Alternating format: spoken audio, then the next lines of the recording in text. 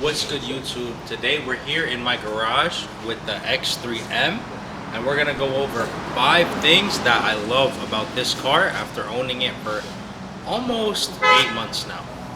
Now that I got the car pulled outside for you guys, we can get into my first favorite thing about this car, and that is the fact that it is a pre-LCI X3M.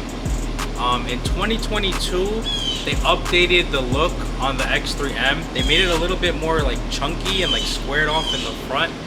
I will say the LCI taillights look sick, but personally, the way the front end of this car looks beats any LCI X3M in my opinion, and it's one of my favorite things about this car.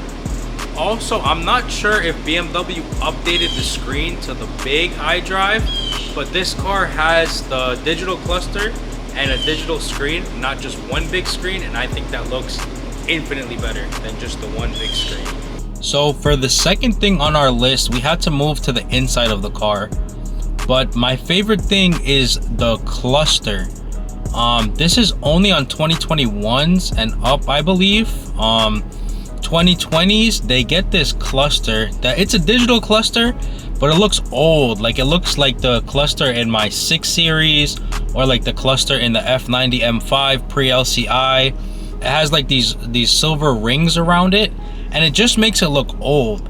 Also, when you put it in sport mode, the animation doesn't really change that much for the pre-LCIs. So yeah, I really like the cluster and infotainment, I'll add, on the 2021s and up, because if you get a 2020 and below X3M, it honestly does feel like a F Series BMW in terms of like tech as well as the cluster. So yeah, that is my number 2. Alright you guys, so my third favorite thing, and as you guys can see, the hood is open, is the engine and transmission that powers this SUV. This car has the same engine that's in the BMW M2, M3, and M4. It is the S58 engine, and if you guys are familiar with BMW engines, you'll know the B58, the little brother to this engine, has been setting all kinds of records.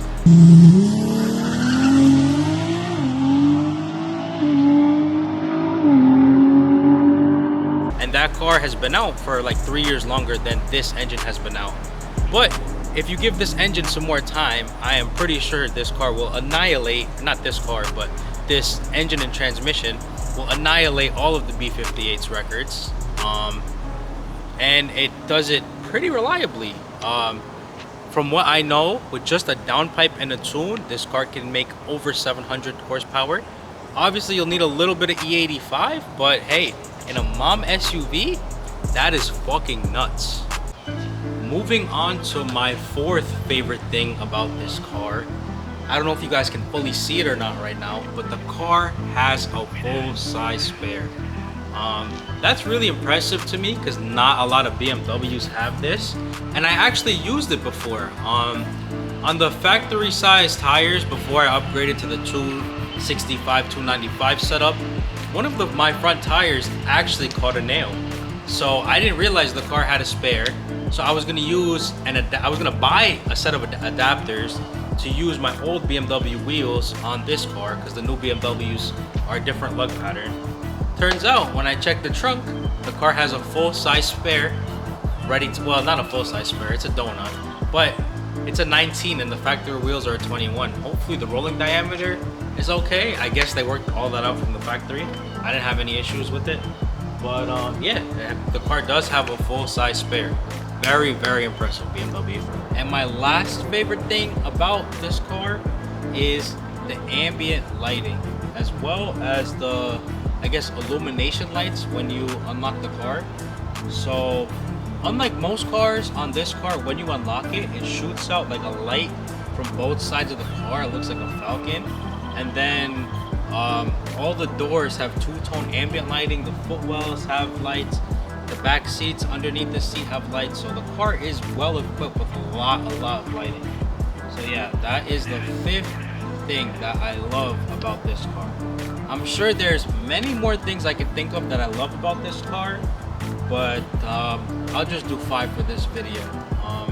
If you guys want me to do a part 2 where I think of 5 more things that I love about this car, because I'm sure there's 5 more things I can think of, because this car's amazing.